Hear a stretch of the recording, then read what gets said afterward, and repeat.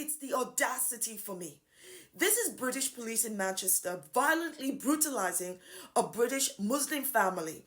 You can see this young man in blue already down on the ground, not resisting arrest, does not pose any threat to these police officers. And these two police officers are actually tasering him. You see those yellow things in their hands?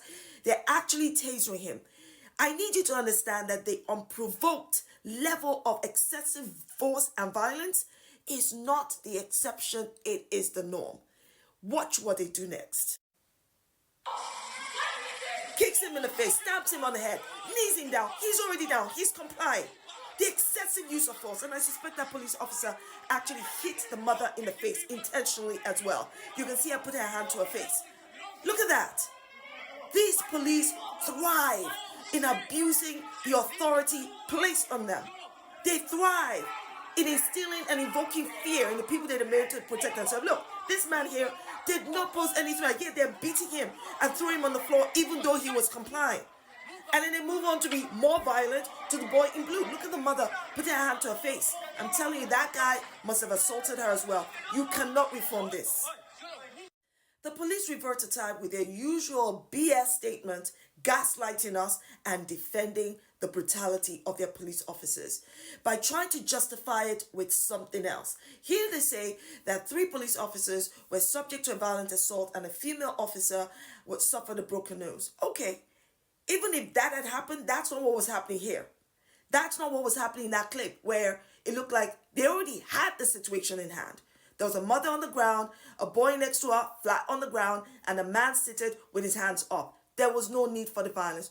But you know what? They go on to say, as the attending officers were firearms officers, there was a clear risk during this assault of their firearms being taken from them. Absolute BS. Did they just watch what I watched? The police was already in control. There was no risk of their firearms being taken from them. This is BS. I mean, just watch this from a different angle.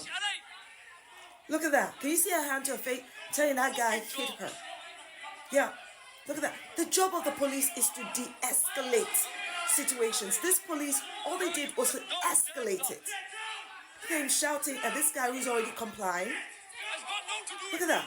And now they're hitting him, pouncing on him. Oh, so unnecessary.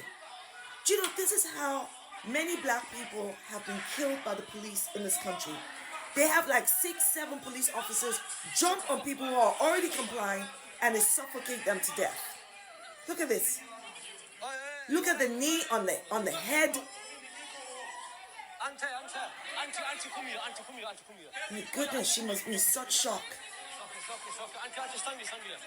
Goodness. Look at him pushing her away. He actually physically assaults her. Look at the knee on the head. Look at that, on the neck. Could that female police officer pushes him up? The disrespect. Why?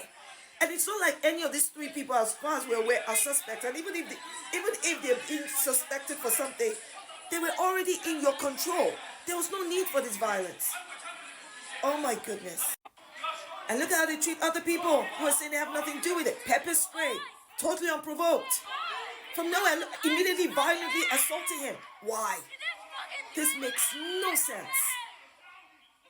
There must be protests, there must be national outrage. If this is what they do on camera, what do they do off camera? The police is not fit for purpose. We do not trust the police. Shame on you.